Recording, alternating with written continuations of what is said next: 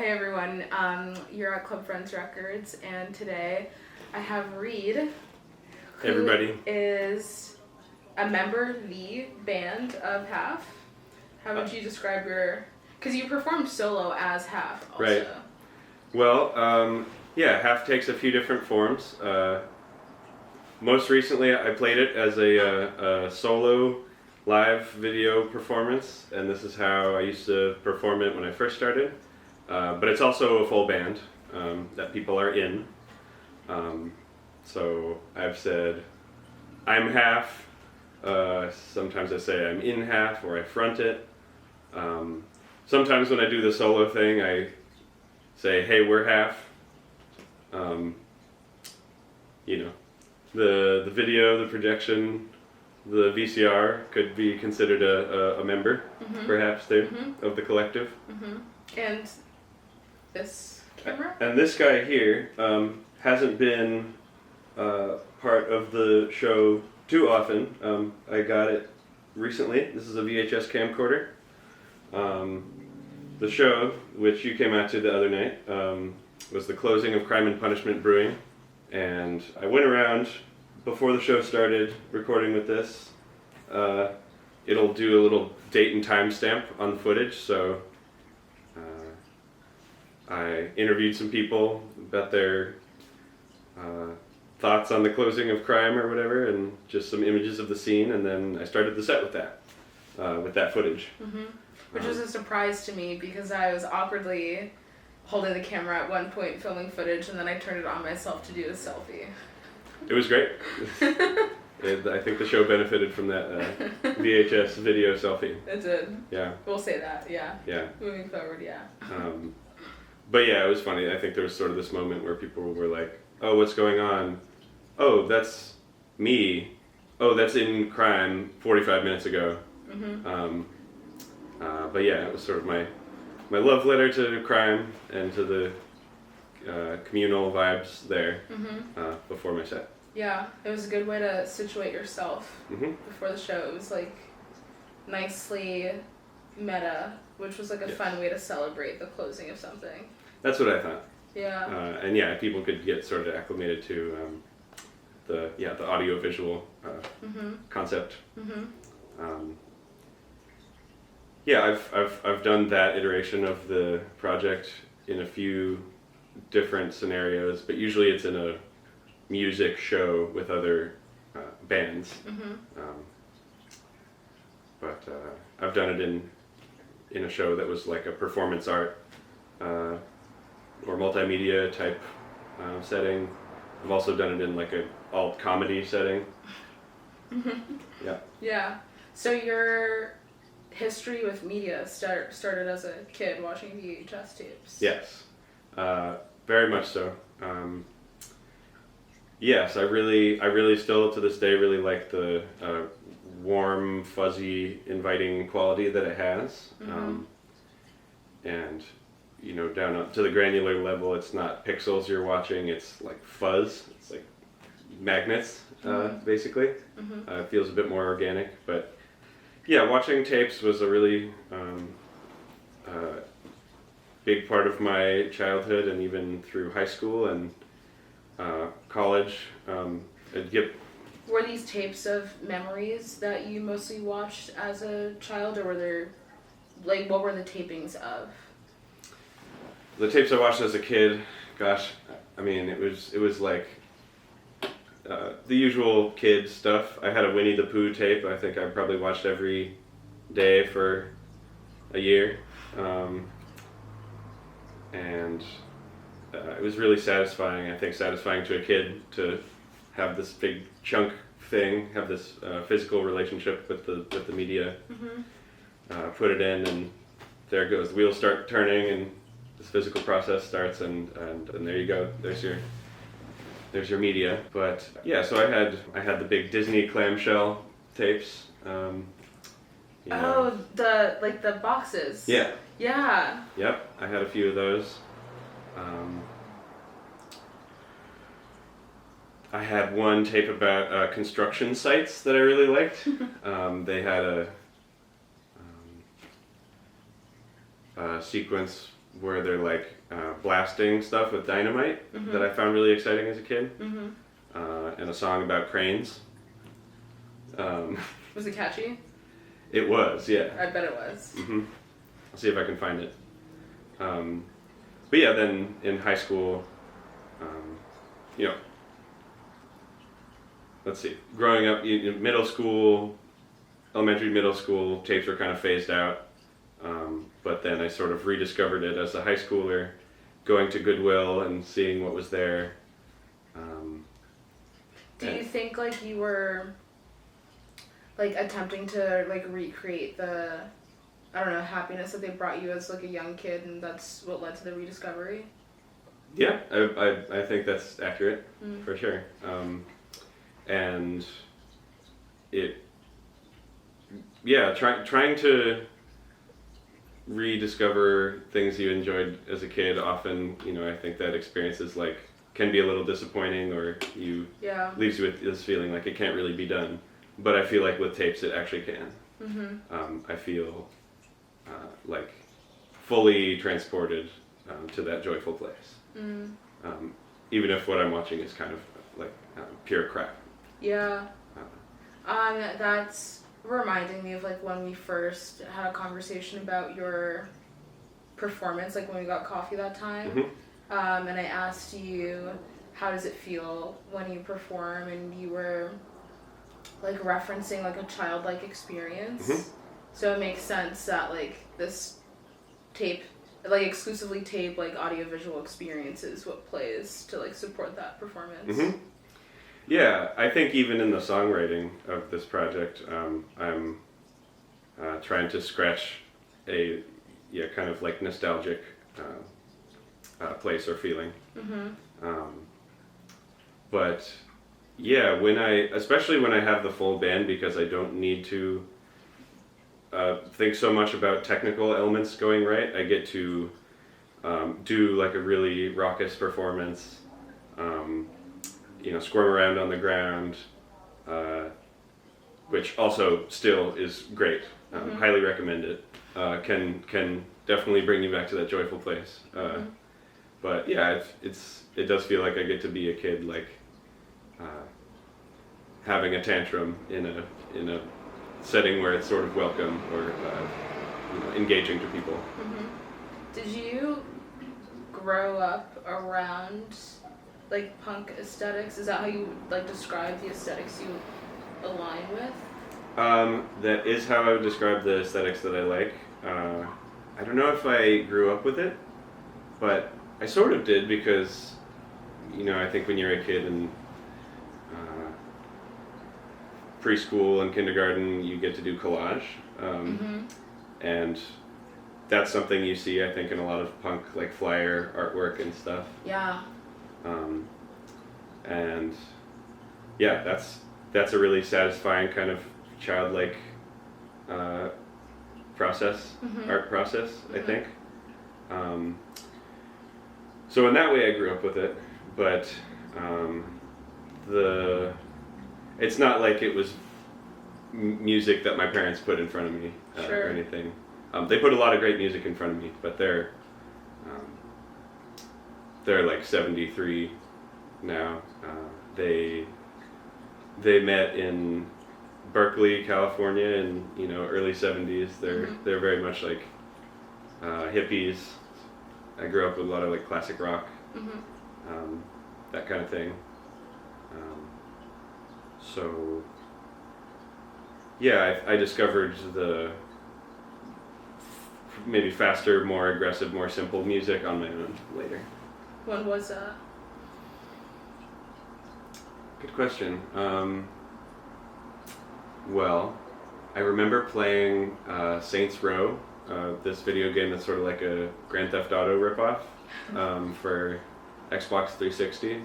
So this was probably 2007, and like in GTA, there's songs that play on the radio when you get into a car, and I remember that's where I heard the band Bad Brains the first time, who's like a huge influence on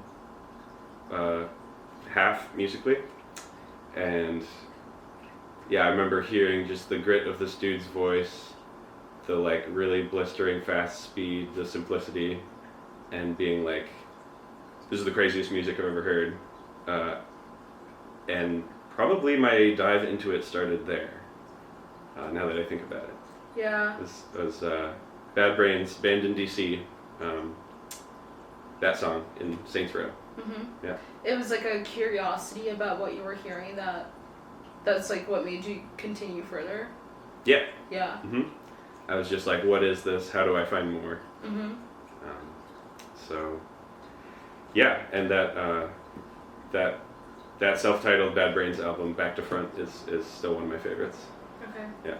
I think someone, I've been sent like Bad Brains music on 2 occasions, and the similarity between the two was me asking those people respectively, like, what is punk and what does it sound like? Because you hear the term like thrown around a lot. Yes.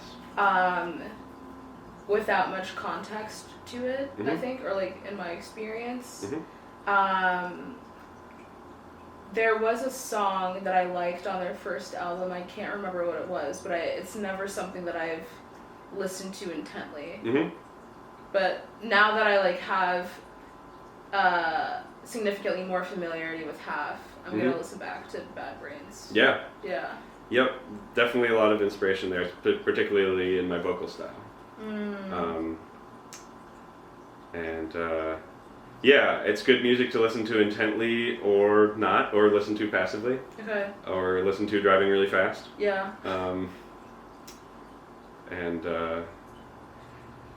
Yeah, they're really interesting too, because they're also like, they were Rastafarians, and part of their music is just straight up reggae, and both sides of that are included on that album. So, yeah, they are kind of this really distilled punk sound, but they also were something pretty unique. Yeah. How do you describe punk aesthetics and beliefs?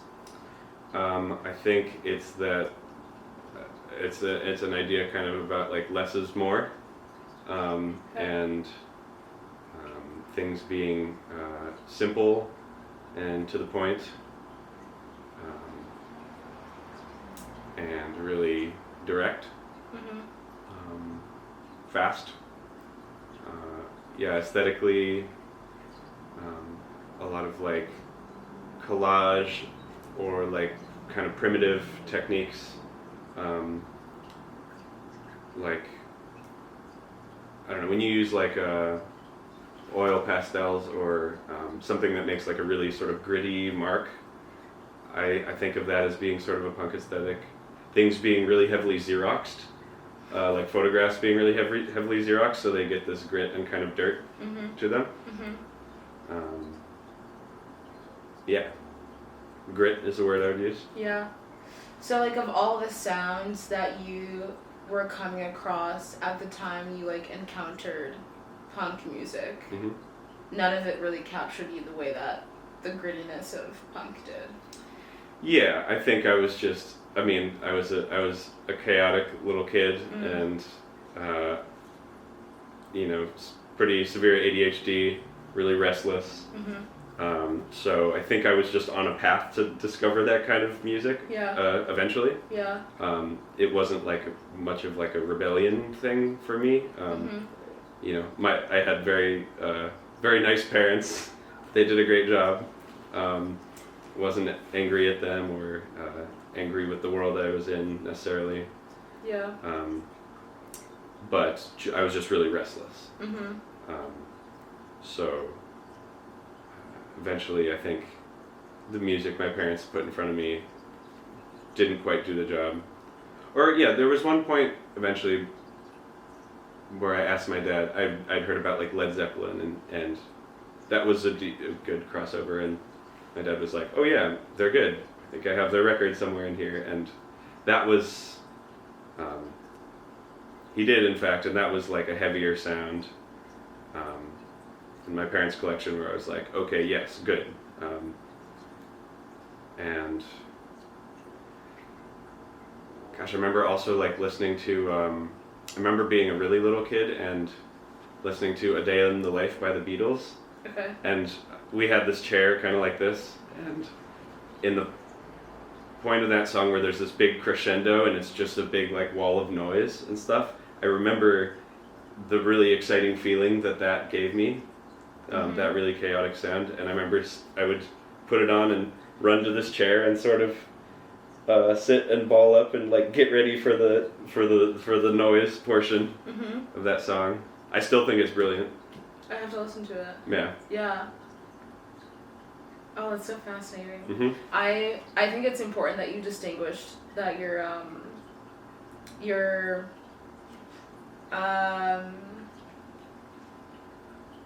attraction to punk like wasn't out of like anger. Yeah. Because the people that the one of two people that I've talked to about like their experience and attraction to the music, one of them has like said explicitly their refuge in punk was out of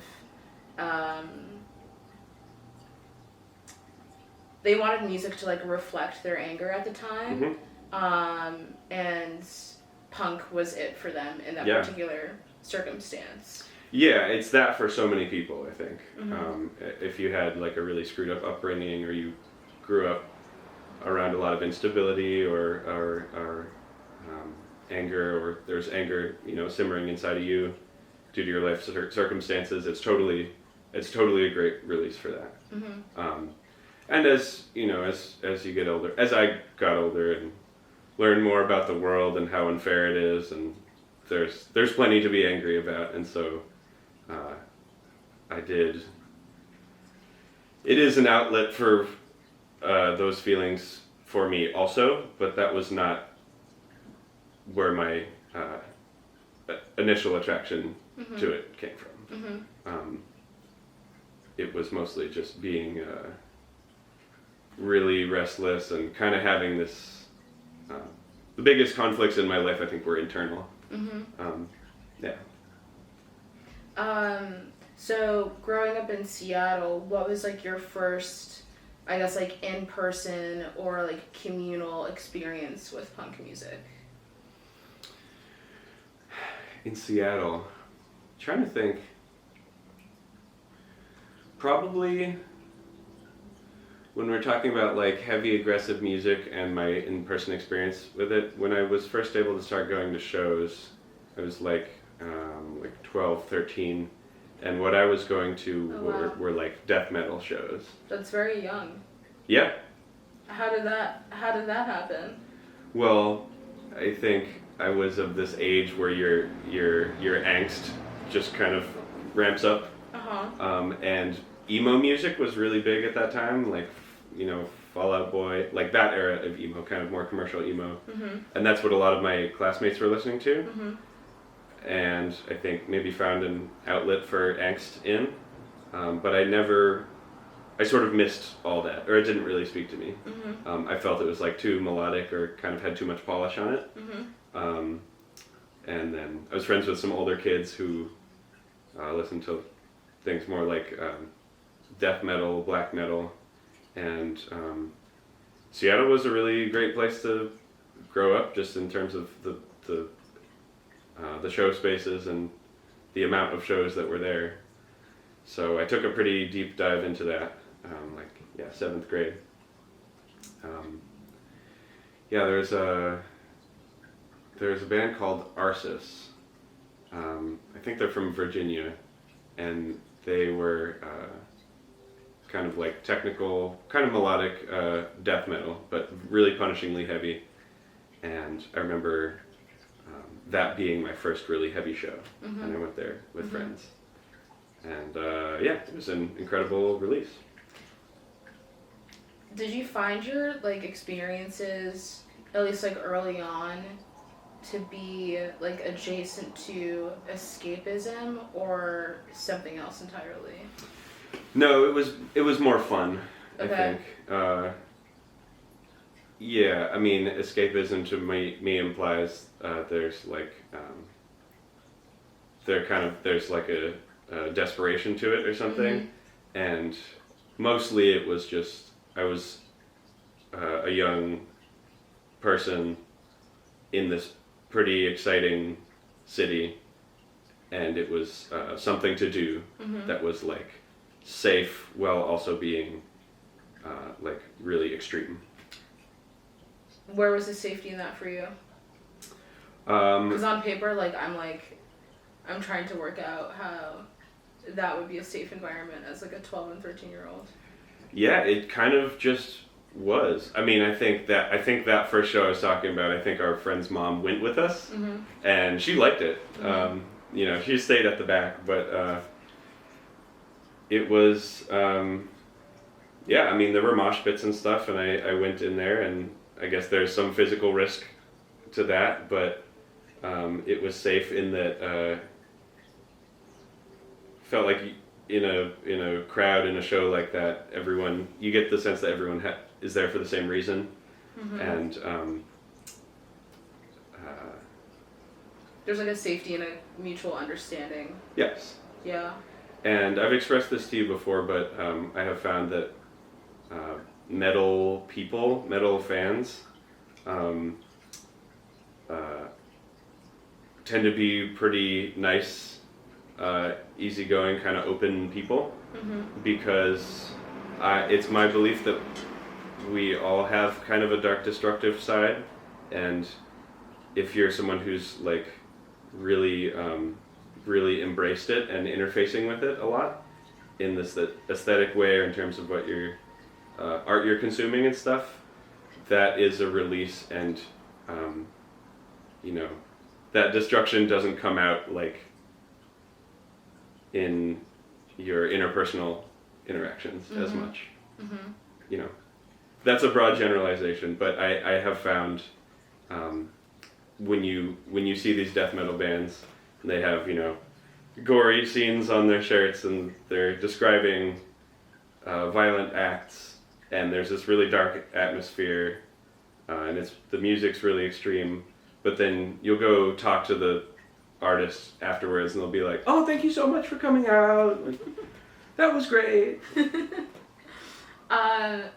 I think, like, at first glance, or like the first performance of yours that I went to, which was at what's that DIY venue called again? Dumpster Out Back. Dumpster Out Back, which is absolutely not a dumpster out back. It's much cooler and very much elevated, literally and figuratively. Yep.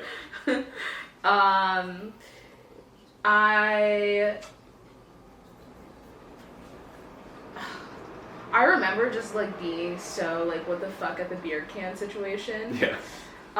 So for those of you who don't know, I don't even want to like make the generalization that at punk shows people throw beer cans. So I won't make that generalization, but that's what was happening at this show, and my outsider perspective of, I guess, like punk music in that scenario was like, there is an objective to maybe not like incite violence, but incite chaos. Yeah. But like I feel like after our conversations and knowing that there's like a childlike element to you, or like that is kind of like the basis of what you are trying to express, that's not I don't go to a show like yours and with like knowing that your intention is to be chaotic. My perspective is like you have an intention to just like express yourself. Yeah. I mean, it's a very pure expression of myself, and I think that is chaotic inherently. Okay. But I try to do it in a way that's like really good natured and friendly. And that's not the case with every band, for sure. Yeah. Do you think that's apparent to people that your like expression is good natured and friendly? That actually was said to me at that show afterwards. Which one? The Dumpster Out Back show. Okay. Someone came up to me, and good natured was actually the term that they used. I hadn't really thought that before. Yeah. But yeah, I think generally, I think generally it does come across, but that was the first time someone has actually come up to me and said all that. Did they say what about your show communicated that to them? No, they didn't. Okay. Yeah. I'd be curious to know what they saw or like felt that right. was emitting good-natured. Yeah, I try to do like humorous banter. I try to like shout out the other bands, or say, you know, such and such is coming up, stick around, or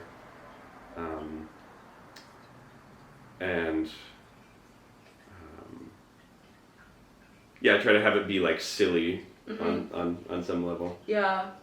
Like almost like doing like a clown act. Hence Turd in a Bun.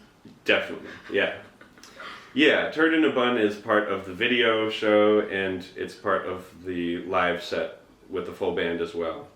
And I'll always introduce that one. I'll say this next song is called Turd in a Bun. Just in case anyone thought like I took myself really seriously or something. Okay, before we get into your modern day iteration of Half, you encountered music in Seattle that had this like same audio-visual component, right? Sometimes. Not so much the visuals, but so after college, I spent a year back in Seattle and interacted with the scene a little bit, and the scene that I was checking out there was the rap scene. There was sort of this alternative rap scene that was happening that I found really exciting. What was exciting to you about it? It was different. It was not like anything that I'd heard before. Okay. And it hadn't really occurred to me that there would be a rap scene in Seattle, but of course there was. And a lot of it was very very queer, I would say. The rap scene and sort of queer and drag scenes sort of melded together in a lot of these places, or these artists would be kind of involved in both. So it was not, I guess, what I traditionally, it was different from how I traditionally thought of rap. Yeah. What were your previous conceptions of rap that this scene broke down for you?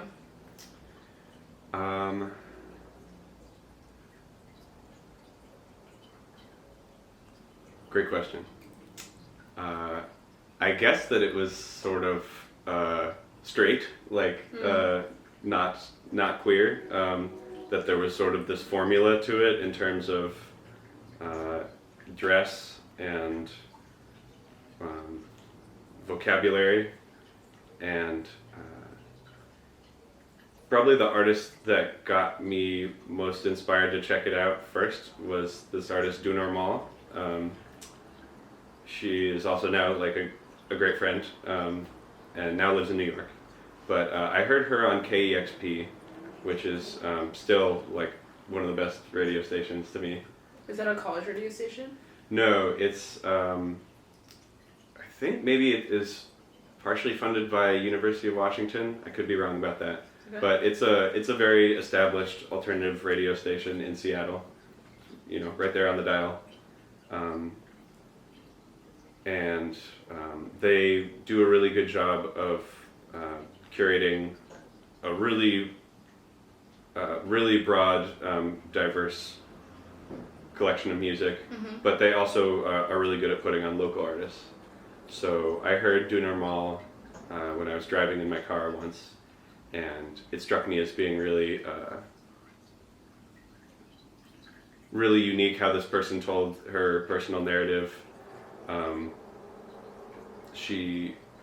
When I talked to her later about how she wrote her songs or asked her about her lyrics, she's kind of said like, I just sort of say stuff, and that had never really occurred to me. I guess I thought rap is usually, in my experiences, like had it worked with pretty straightforward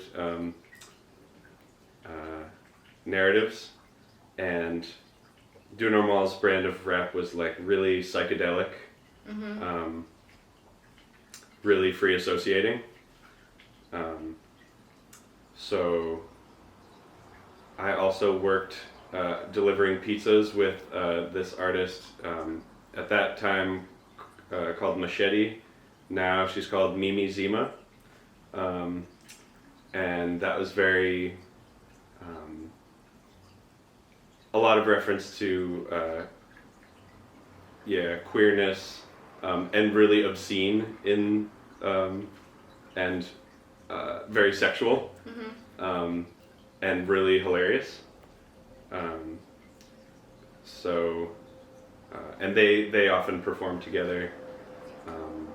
And what I liked when I was going to these shows was this was a new thing for me, seeing someone just put on a backing track.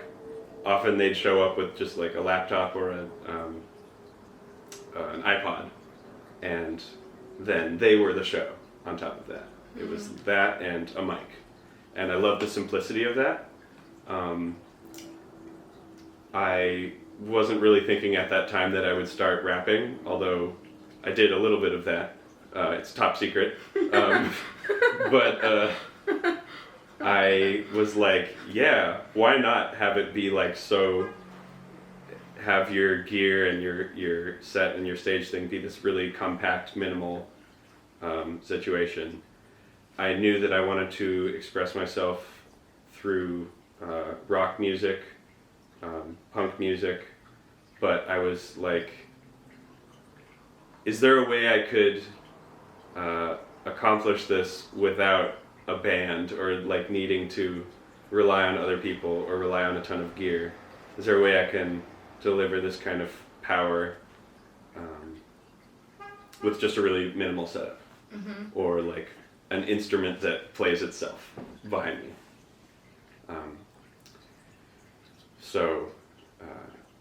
So yeah, those shows and Do Normal, Machete, Raven Matthews, Guayaba, they were all kind of in this collective called 6950.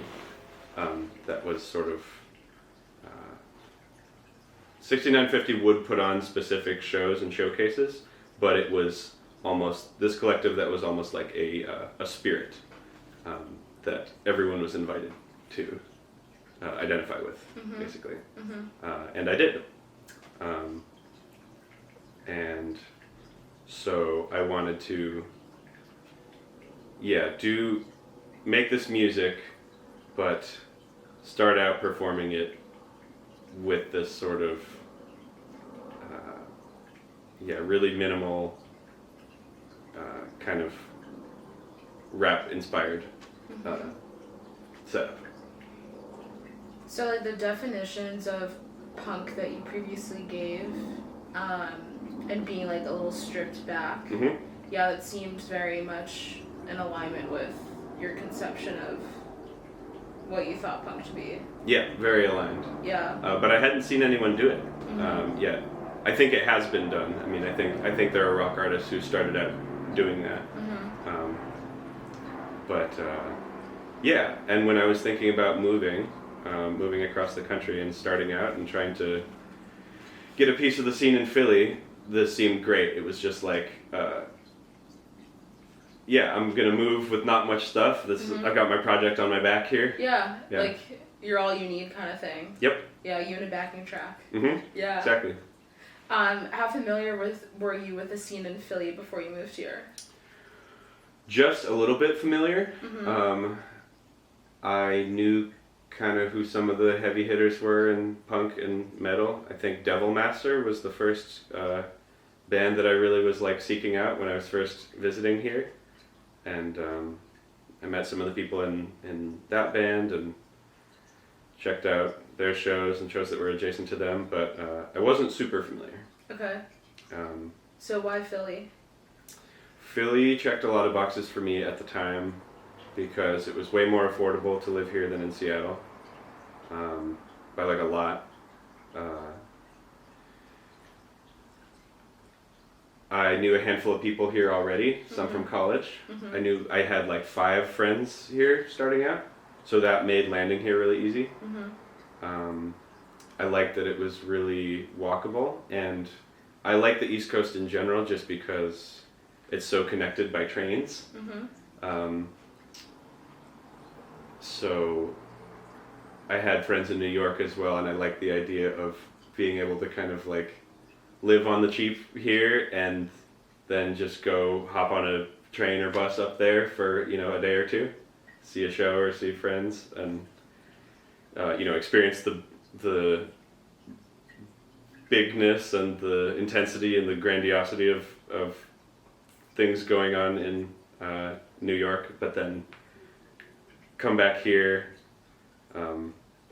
New York is great, but I can do probably like 2 days max there before I'm like really, really overstimulated. Yeah. And the experience of going to New York and then coming back here and seeing the Philly skyline come into view, I'm like, okay, this is like a reasonable size. Like, I can do this. Yeah. Yeah. But yeah, so the New York connection was interesting to me. And I think I also always felt that growing up in the Northwest, I was kind of an East Coast person. Like maybe in my communication style, I was like considered a little loud or abrasive by Seattle standards, or mean or something. But I found that by Philly standards, people find me to be really chill. Nice. Yeah. Yeah. So I was like, great, yeah, I'm kind of in my lane already. Yeah. Just from a couple visits here. Yeah, and then just the size, the diversity of Philly is so much greater than Seattle. And I liked the neighborhood vibes. It's just very neighborhoody, Sesame Street kind of. Whereas Seattle I found to be a bit cold in that regard. A lot of people have that experience. Okay. Yeah. Okay, so you come to Philly, but then you take a trip to New York, to the Hudson Valley in particular. Yes, so my friend Chris Acker, who is an amazing country musician, he had been living in New Orleans. We'd grown up together in Seattle, but he'd been living in New Orleans already for a number of years.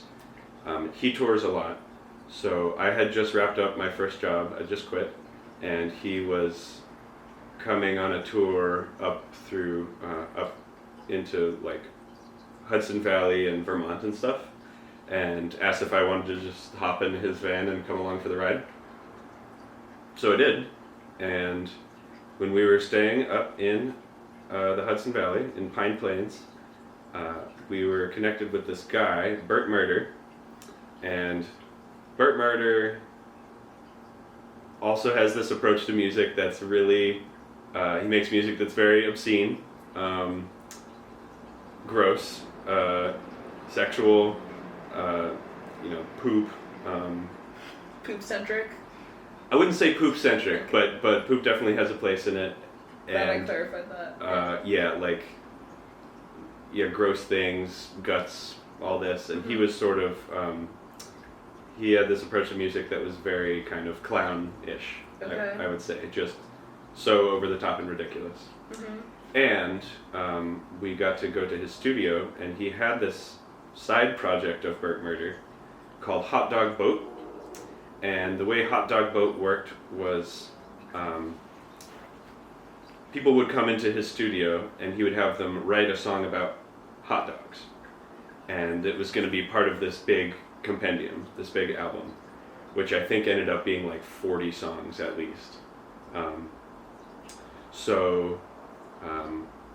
He was in this rural place, but he was really linked in with the scene in that it was very inviting. He would invite people to his space and make something together with him, basically, for this concept.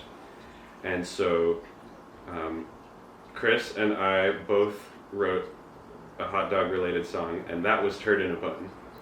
So Turd in a Bun actually technically is a hot dog boat song featuring half. That is how I have it written out on the YouTube video.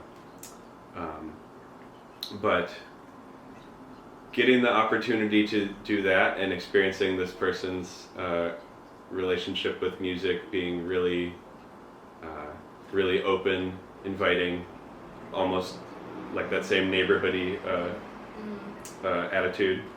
But also the collective in Seattle, right? Yes, that as well. Yeah. Totally. I made this song and loved the way it sounded, loved the ideas he had to like punch up this, punch up that. And I was like, this is my first really good recording.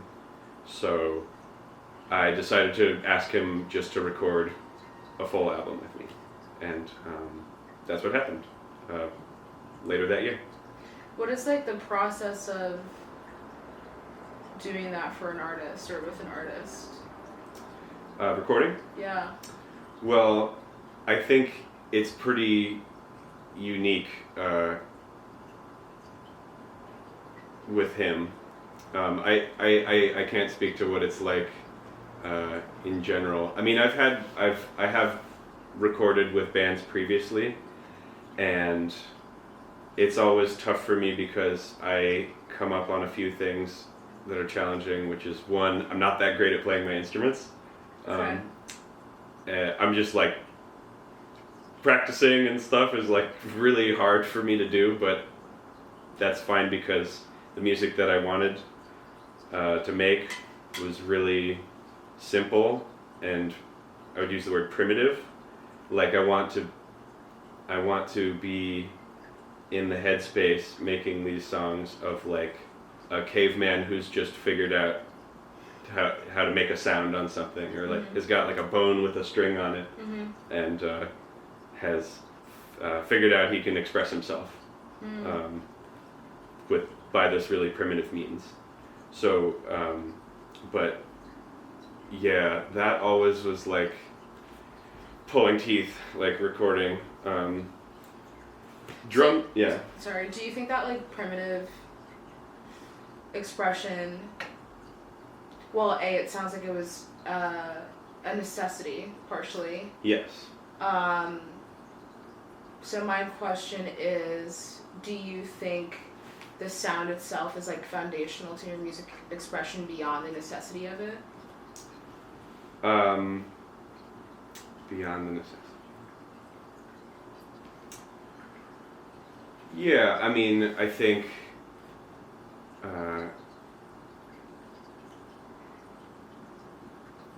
the necessity just of that concept of just being really simple. I guess I don't totally understand the question. Yeah, so like of course your music would sound different if like the instrumentation was no longer primitive, but would it mean something completely different in addition to it sounding different? Yes, and I'm open to it. Like I would like to get better at my instruments. Okay. I would like to have more complexity sometimes. I'm definitely open to that. For that to mature with my sound. But I guess the way that I have written songs and the way that songs come to me is simple and usually starts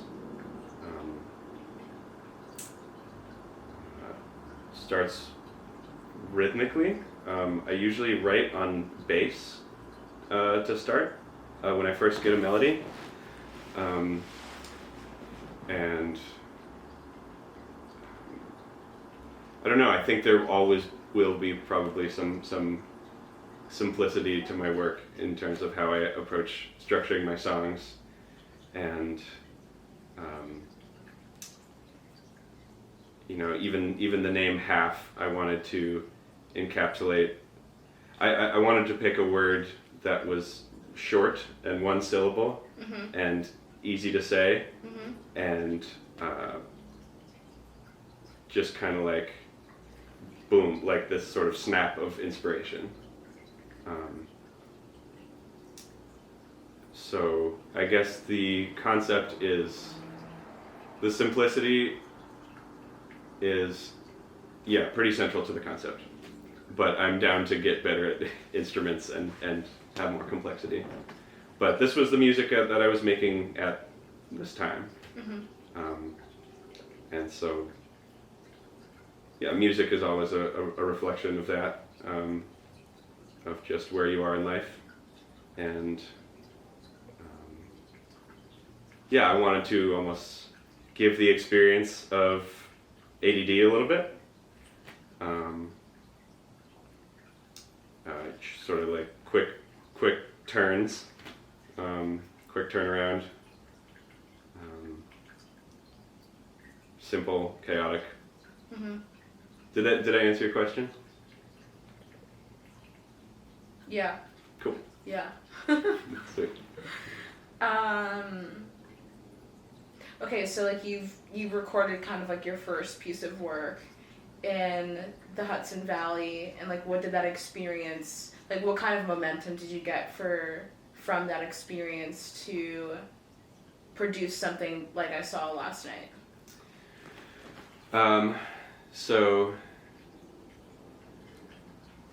What that gave me, I guess, was just something in my hand, like a good recording that was like a proof of concept beyond, that I could send around to people, beyond just these really scrappy recordings that I'd made for the live show and this really scrappy live show. It had like a really filled out sound in terms of like mixing and mastering. So in a way it made me, I guess, take myself a little more seriously in this way that I'd kind of been putting off, I think. Were you putting it off because like at the time you felt it didn't align with like the ethos that you've had since making music? I think on some level, that was the case. Subconsciously, maybe. Yeah, but my experience also with recording artists was that it can be kind of a painful process, especially if that you've just sort of hired that person, and they don't necessarily know what you're going for, and there's a lot of technical stuff that goes into it, and sometimes it can be a painful experience, like getting the right take, playing right. My experience with Burt Murder was that he invited all of this messiness in. He helped me make this really good sounding product, but the process of that was like, he was like, your music's totally ridiculous, so is mine. What if we added like a weird cowbell sound?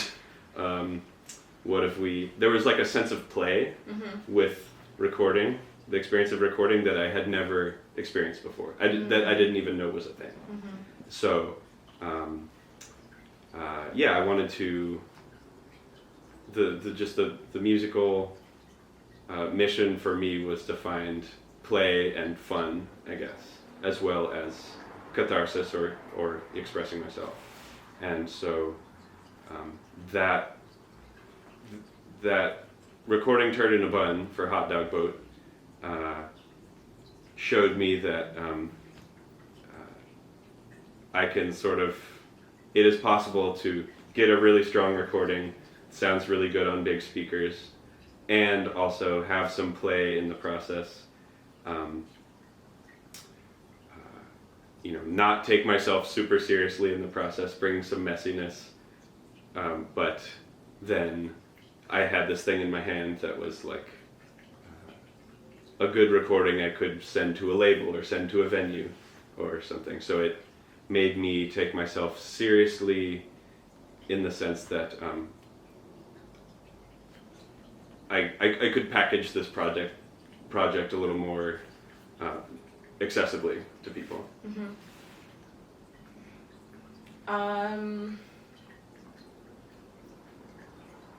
And this was like as an independent person, Mm-hmm. like an independent part of Half. Yes.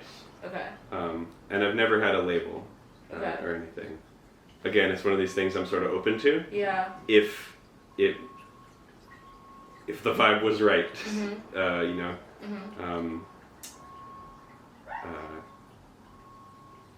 So like with that recording, is that how you started like booking some of your first shows in Philly? Yeah, and also as I met more people who were in the music scene, I had this thing to show them. This is what it sounds like with all the instruments, and it was some inspiration to try building it out into a full band. But yeah, just it was having that one really good recording, and then the opportunity to make a full album with that same recording artist, with this same fun, playful process that sounds good. It was it was very empowering. Yeah. And he had said, you know, I just recorded this for you. You know, I don't have any like, this is your music. You can shop it around, do whatever you want with it. Yeah. Give him credit, of course. But, yeah. With working with Burt Murder came this encouragement also to just, still do whatever you want, you know. Do you feel indebted to him? Yeah, absolutely. I mean, yeah, for sure. Not in a way that I think there's a debt that I need to pay off to him, but yeah, he is part of my musical DNA now. Yeah. So I think we should talk about, you know, to contrast this like really significant, I'd say like high moment, Kung Fu Necktie. Yes. Might be a fun pivot point. The infamous show, infamous to me, because I feel like this was the biggest disaster of a show that I've ever played, and it was a formative experience in that way. So this is, fast forward a few years, COVID has happened, and it's been a few years. I've now released a couple albums, and shows are happening again, and I've gotten back in the game doing Half as this multimedia solo performance. And I've done one show with it that went great. What was so great about that show? Well, that show was also at Dumpster Out Back, and it was my first time playing there. And the people who run that venue are just amazing, and they're all in amazing bands as well, and really friendly. And so there was just this really good vibe there, very encouraging. They didn't bat an eye at the fact that I needed to have my audio was going to come out of a VCR, and they helped me set that up. And they actually have a permanent projector screen there, so that was like no problem. Great. For people who don't know, Dumpster Out Back is a DIY venue that is someone's home, or multiple people's homes. Yep. With a slightly sinking floor. Yeah, it's on the third floor of a building on South Broad Street, and there's some funky elements to that building for sure. But a great community there, great shows. So yeah, it was just very friendly and inviting. I felt a little rusty doing this thing again, but it went well. Technically, everything worked out. I even actually played an instrument at the very end. I did a song on bass, and it just felt like, okay, this thing's possible again. And then I got invited to play a show at Kung Fu Necktie. Was Kung Fu Necktie a direct result of your show at Dumpster Out Back? It was kind of an indirect result. One of the people who had was involved in the first one set up the Kung Fu Necktie show and invited me. And did they say why they wanted you there? Because they fucked with it. They liked it, and it was already an interesting mix. The other artists on the bill. But for me, it was kind of a big show because some of these other bands were kind of heavy hitters. You got the legend Frank Hurricane was on the bill. He's sort of like Delta blues, but like with a weird spiritual, personal narrative. You've got Bad History Month, who is a band that I liked in college.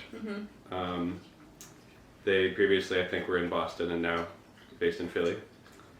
And Snowflakes, which was this guy Caleb who put the show together. It was a new kind of side project of his.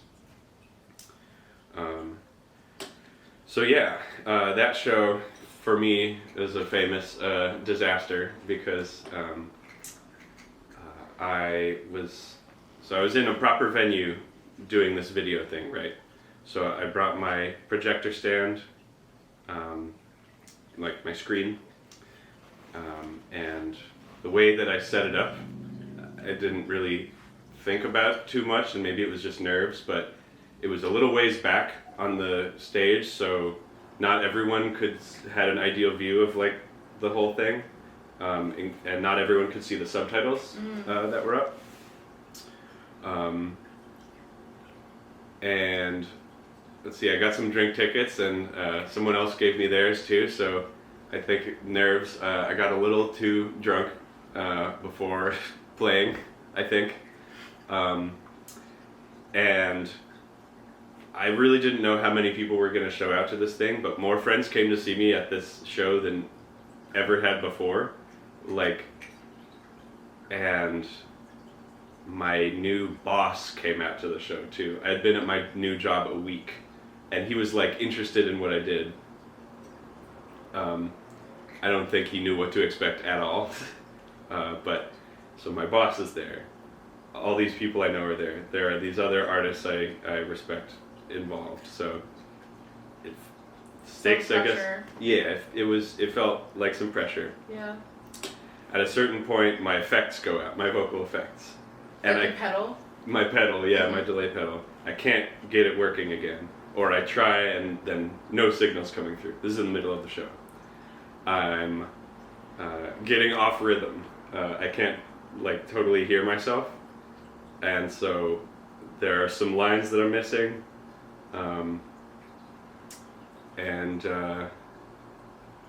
Yeah, I think I also try out a new song, and I have just slapped this song and video together. I've made it on my 4-track cassette recorder thing, so it's rough, which is fine, that's how it's supposed to sound, but gosh, I think I didn't even have all my lyrics together for that one. And looking back on it, I don't think I'm going to include that song again. Even on the recording, some stuff's kind of out of tune, like not in a cute way. So I'll meet people down the line who are at this show, and I'll like keep meeting them, and some of them are like more musicians that I like respect, and I'm like, oh no, you were at that one, like fuck. Okay, so yeah. Did other people think it was as much as a disaster as you felt it was? It's hard to say, because people generally don't tell you like, hey, that was really bad. But people noticed me getting off rhythm, like losing my place. Okay. I know one or two people said, yeah, I noticed that. But no one's been as critical of that show as I have. But okay. It was a moment where I was like, okay, I do hold myself to a little bit of a standard, and this, when I'm doing it in this format, there's like some technical stuff that I need to be mindful of. Mm-hmm. But it is hard that is challenging when you're also trying to give like a really over the top like physical performance and so yeah, that was sort of the moment where I was like, all right, this seems like a good place to sort of like put this back in my back pocket, try to build this out into a full band. I had done that briefly, just pre-COVID, and we had played one show, but since then people in that iteration had like moved away and stuff. Mm-hmm. So after this KFN show, I was like, all right, let's try this full band thing again so that I can do my antics and stuff, and we can have this big powerful sound, and we can try out being a traditional band. We can play a traditional show with other bands. There can be kind of funny elements that maybe would be more in my banter or that kind of thing. But how do you choose the visuals that are going to be in each show? Because I was at Crime and Punishment, I was talking to Lauren, mm-hmm. and they kept saying like some of these were like their childhood videos. Yeah. So how I put this set together is the stuff that are my videos with my my subtitles and stuff. I have a converter for an HDMI cable to an AV signal, so it like downscales it basically. Okay. And so I just record that directly into the VCR, stop it when it's over, and then the bumper material in between, I will take another VCR. Often it's stuff I've just found on tapes that I've picked up at thrift stores and stuff. Sometimes I will purchase like blank tapes with like used blank tapes, Mm-hmm. just to see what's on them. Mm-hmm. There's a lot of stuff from like instructional videos that I just find kind of like funny and awkward. And it's sort of this, you know, it doesn't really have to that much to do with the music. It's almost like how you might show, you see something funny that pops up on Instagram and like show it to your friend. Mm-hmm. That's sort of the idea. It's like, hey, I found this kind of funny thing and I've made like a super cut of them. So here's my music, but also like check out this other thing that I, you know, tickled me or whatever. I loved the fireworks at the end. Yep. That was like so phenomenal. Cool. Yeah. I love that you love that. Yeah. That was from when I briefly lived in West Philly. There was this thing called a Little Free Blockbuster. It's like a little free library, but for movies. Mm-hmm. And this one day I came into like 10 tapes that were really meticulously hand labeled and stuff, that were stuff people had recorded off WHYY in like 1999, 2000 mostly. So that was the fireworks of the 4th of July in Philly, I think, 1999.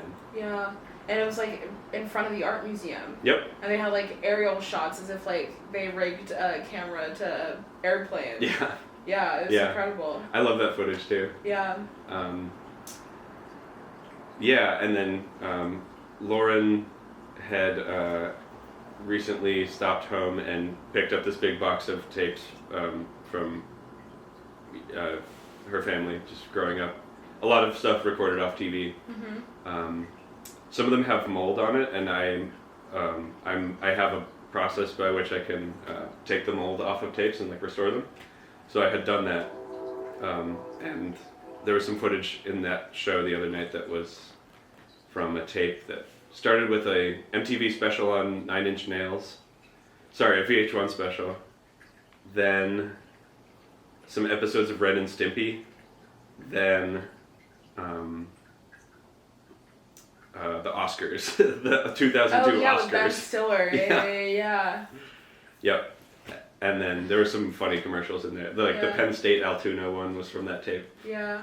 You know, it's making me think of like, because I vaguely remember how it wasn't like easy to record things on VHS. Like you had to be meticulous about keeping track of what was airing. Yes. And then like, if I remember correctly, like pushing the button at a certain time. Mm-hmm. Like, you know, there's like a sequence of events that like have to make this thing happen. Yeah, you get one shot. Yeah, and it's like fascinating to, I guess, like years later and second-handedly experience what people, I guess, identified as important to them. Yeah, totally. Yeah. Yeah, the West Philly tapes are really interesting too, because it'll be a mix of like History Channel, special on the American Revolution, and then like Sex, Lies, and Videotape, that movie is on one of them, and then there's a ton of stuff on those.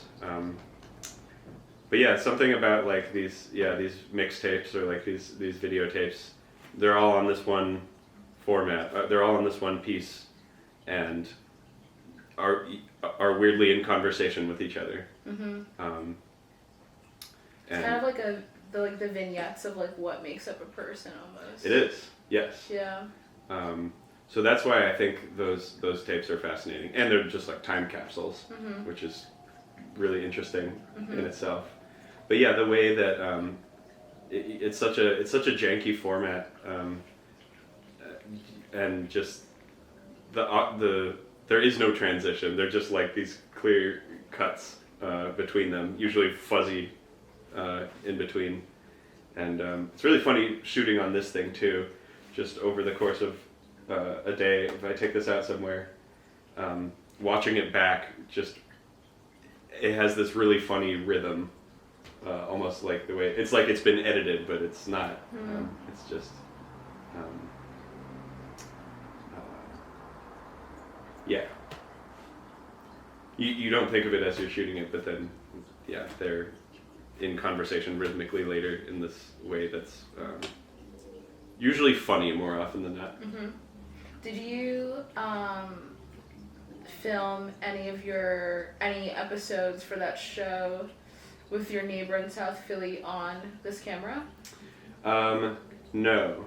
So when I was making Clusterfuckadelphia with my old neighbor Carol, I guess I'll explain what that was. Yeah. So previously I lived in South Philly on Beulah Street, and it was in a really densely packed part of town, and I shared a wall with my yard with my neighbor Carol, who is this 60-year-old black woman who grew up in that house and she was sort of block captain a little bit. That's such a Philly term. Yeah, it is. It's like, yeah. Totally. Yeah, I don't know if I don't know how they're appointed either. Yeah, I think there's like an election. Is there? I think so. Yeah. Yeah. Well, yeah. So she, we just had a great time talking, and especially like COVID, we would just shout over the wall to each other, or she'd come over sometimes, and kind of an unlikely friendship, just that came out of just this proximity we had. But she was hilarious, and she had a lot of very poignant things to say about various issues in Philly. She used the term Clusterfuckadelphia a lot. She was very outspoken. She was very hilarious. And I was involved with a video kind of art collective at that time. We were doing a special project that was essentially doing like a public access show. And we had a space, and a lot of shows were formatted kind of like this. But Clusterfuckadelphia was, I would just turn the camera on and she would just start talking. I had some notes, but she usually wouldn't stick to those. And then she died in a matter of months after we filmed those, so in a way, looking back, this was sort of like her last will and testament. But so for that project, we all used the same camera. It was not this, but it was a camera that shot on DV tape, which was sort of one of the like consumer handycam formats. They're like this big. Okay. And but that footage went right into a computer. So we used an older camera that had a video look to it, definitely a like a throwback kind of look. It looked kind of like public access, actually quite a lot, but it was straight to digital. Okay. But it was the same like 4:3 aspect, not widescreen. Yeah, it just felt like I blew it kind of, or it was not what I wanted it to be. It was devastating. On some level, yeah. Yeah. So what I guess came out of that for you? How did you adapt your next steps? It made me think that if I was going to start playing bigger shows, I wanted to try out the full band thing again, because it would give me a bit more freedom with my sort of like behavior on stage, and there would be less to think about technically, which has been true, but even still it's an issue for me. Like I have this delay pedal, so I have my vocals going through a guitar pedal. I love that sound. Me too. Oh, it's so nice. Yeah. There was like a moment at Crime and Punishment. I mean, obviously there was a few moments at Crime that you did it, but there was like a moment that caught my ear because it was like so well timed with like a visual. Cool. And like it's like that the vibration feels nice. Yep. Yeah. Yep. I love the delay pedal. I'll definitely be using that moving forward with new songs I'll write too. It's just part of my thing at this point. But that even still is tough. Like I have a pretty long chord, but many shows still I will like yank it out. Yeah. Yank it out of the pedal, and that's fine. That's not devastating. That's like I can usually have a laugh about it, or just go plug it back in and keep moving. So you had a show at the UP Club. Yes. And that was that the first show you did after you got a band back together? Yep. Okay. Yep, it was our first show back together, and it was, this show was at the Ukrainian League of Philadelphia, kind of the lesser known of, I believe, the two Yuki clubs here in Philly. And we were putting on this show for our friend who was getting married. Everyone on the bill was sort of friends. The headliner is this band called Necktie, who are one of my personal favorite bands here. They're like really, really heavy shoegaze is how I would describe them. What is that? Shoegaze is like Oh, I think you described it to me. It's like in reference to like music you would look down like. They call it this because it's involves a lot of pedals, and often the performers aren't performing super hard. Yeah. It's sort of like got this sort of emotional, sullen tone to it and the performers look at their feet. Oh yeah. Okay, I would like that. Yeah. I think you would like this. Cool. I'll play it after. All right, sounds good. Yeah. But they're a very heavy version of that sound, and there were some antics with them. So like when you say heavy version of that sound, is it heavy on the emphasis? Is it heavy on the qualities that make it shoegaze, or heavy in what way? It's heavy in that they use a lot of distortion. Okay. And it's really loud. Okay.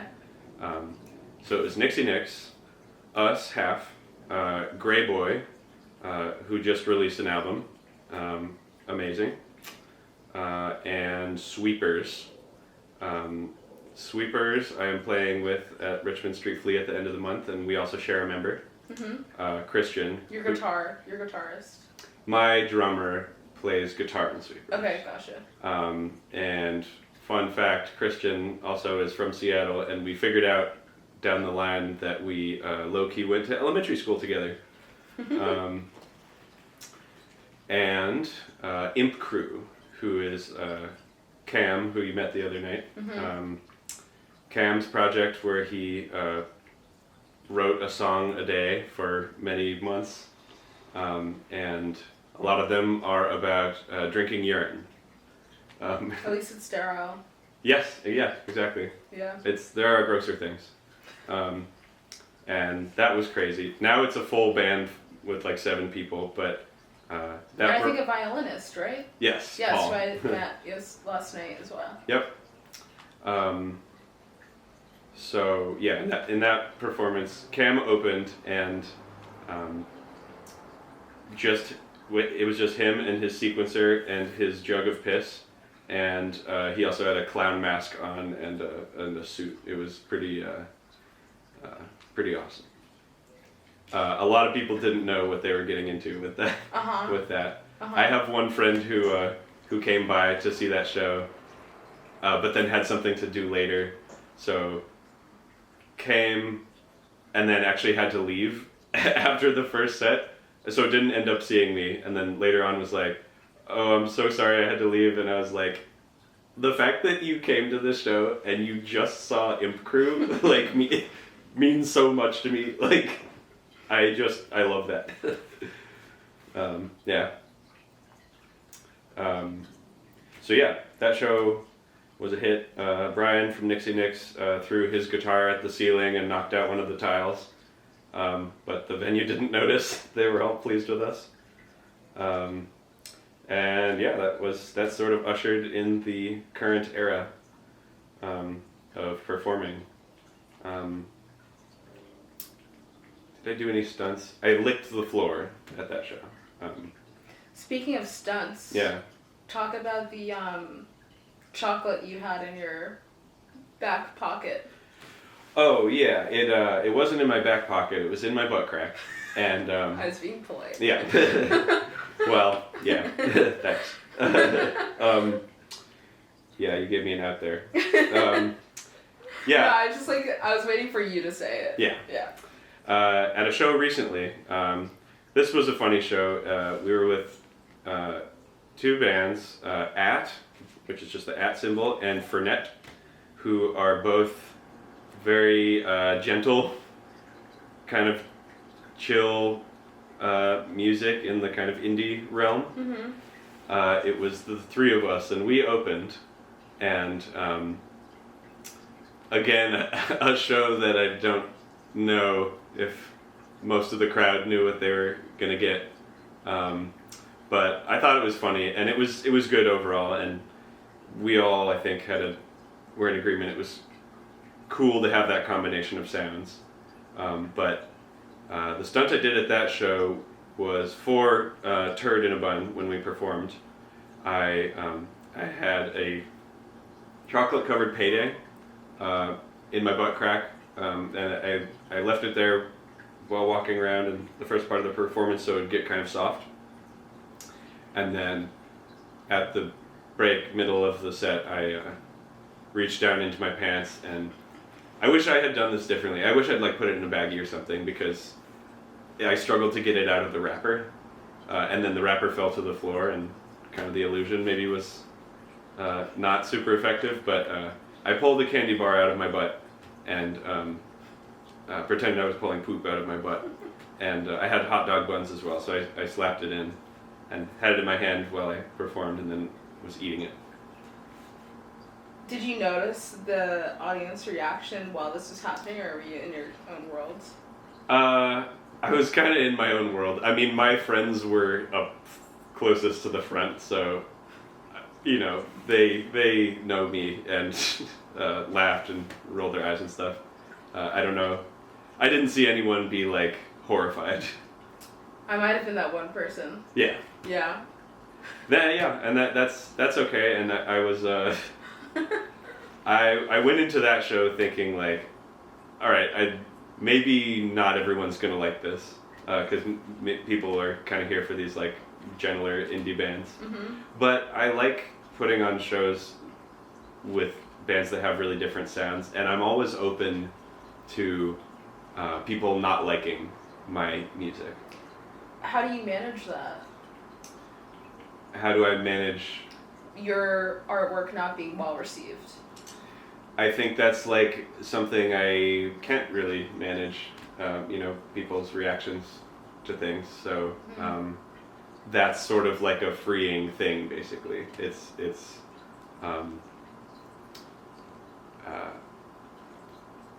I like I like the possibility of someone seeing this show and maybe their horizons were broadened, or just like they saw something that they never would have gone to see, voluntarily. Mm-hmm. Do you feel like that's your responsibility as half, is to like offer something that someone hasn't seen before? Yes, I think so. Yeah. Yeah. Have you had like a new experience or a new encounter recently? I mean, playing that show was a new experience for me. The show with At and Fernet, the gentle indie bands. That's not really the type of music I go out to see, so I was curious too, what I was going to like or dislike about it. And that was, I've never been like invited to perform in a show that was so far the opposite direction of what I do. Yeah. So that was a new experience.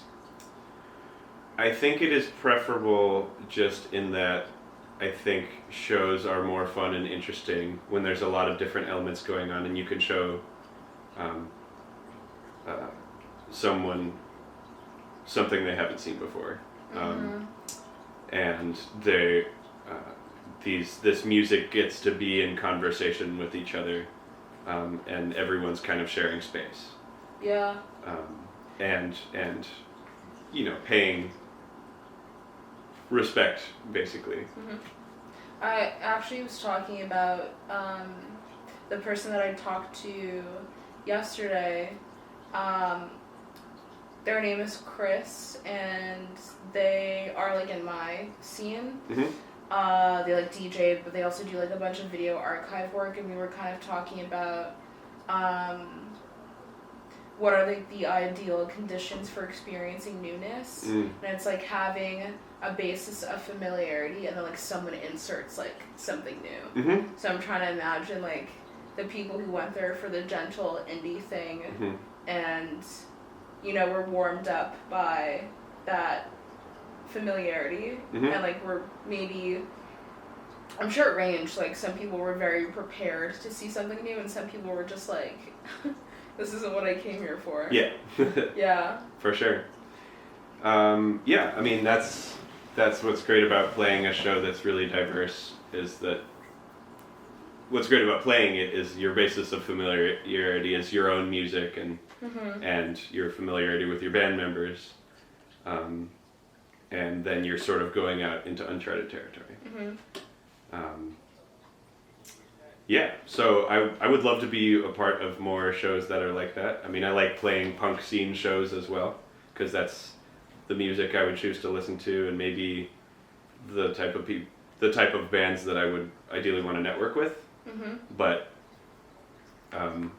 having like the whole smorgasbord of different sounds, hard and soft, I think is really cool. And I think we all felt that way, me and all of those bands and the people who put it on as well, that it was like really successful.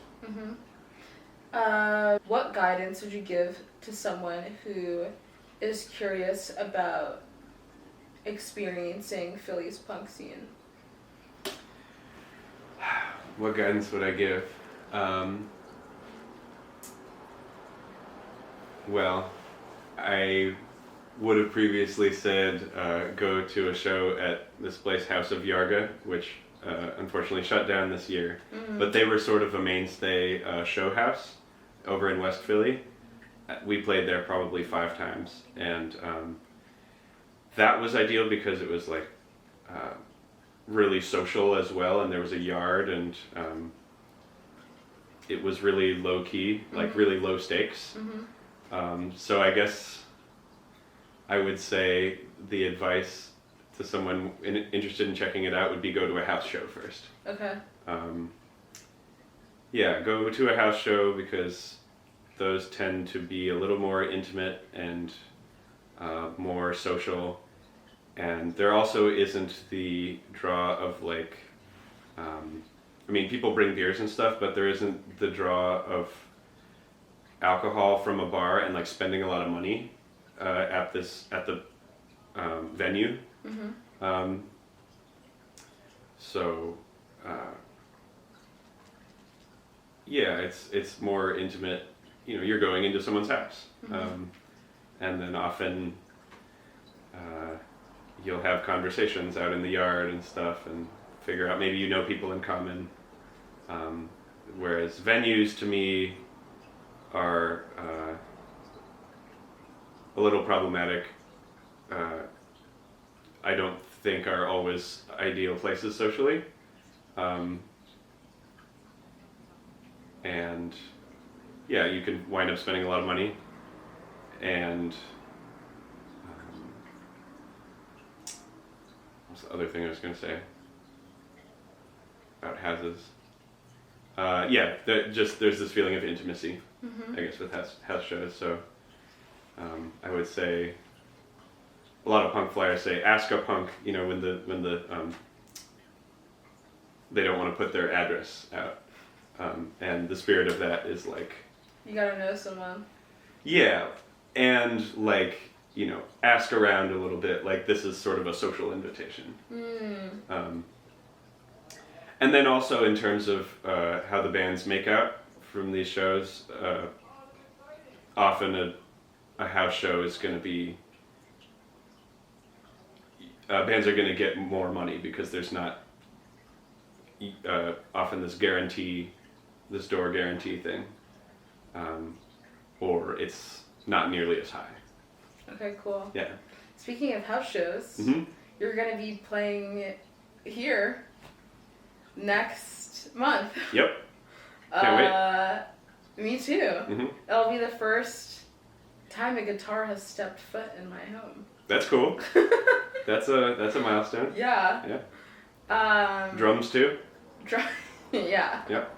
I guess any instrument actually, aside from like a mixer. Mm-hmm. How should I prepare for it?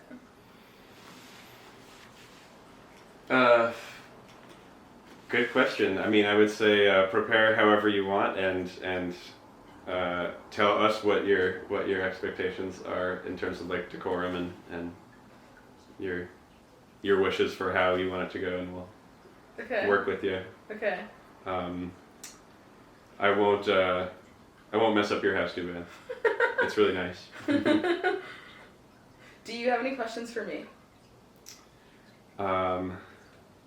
Yeah, where do you see this house show thing going for you? Have you hosted musicians here before? Is this going to be the first, not just with instruments, but any performance at all? The first performance were two opera singers. Oh, cool. Yeah. And actually, I think what would be cool to replicate about that was it was incredibly like informal. Mm-hmm. And I appreciated whoever like came to the show was able to like ask questions in between the songs that they performed. So like everyone else left more knowledgeable about the genre and the style and what their objectives were prior to then like how they came into the space. Mm-hmm. And I think that would be a cool thing to offer. Cool. Yeah. So like structuring it with like a performance and like a Q&A, or like a song and Q&A, or like a something of that sort, and also like giving half the space to give as much context as they want before they perform whatever Interesting. song. Yeah. Cool. So you'd like it to be like a little bit educational. Yeah. Cool. Yeah. All right. Yeah, I think that would be cool. Yeah, Nice. give some like context for your work. Huh. Interesting. Yeah. Cool. I'm down. Cool. What was your experience like doing this like exercise? This year? Yeah. Well, yeah, it was sort of like a trip through time. I haven't really thought too hard about the distinct phases of this project, Mm-hmm. but yeah, it was cool to reflect on the people who have inspired me and just like helped me along. There's quite a few. Sometimes, yeah, when I'm doing it solo anyway, it feels like a really like solitary experience. But doing this exercise reminded me that I've had quite a lot of support through the years, and as well as inspiration and interest from people. Yeah. I think it gave me like a new lens to look at your work, but also going beyond the surface of like how things are expressed. Because like receiving the expression is like an entirely different thing than like the motivation of the expression that you're receiving. Totally. And I think those are like two very different experiences. So I'm happy for that. Yeah. Yeah. This was great. Oh, thanks, Reed. Thanks for having me. Yeah. All right. Bye, everyone.